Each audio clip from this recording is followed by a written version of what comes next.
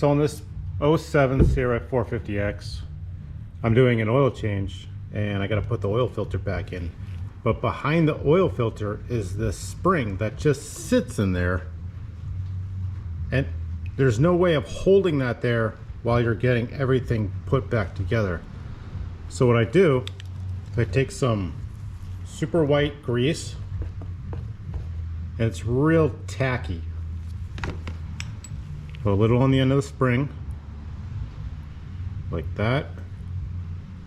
Grab a needle nose pliers, put the spring where it sits.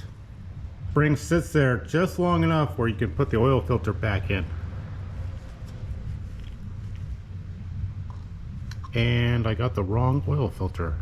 Okay, now that I got the right oil filter, I'm going to put this all back together. Nice and steady.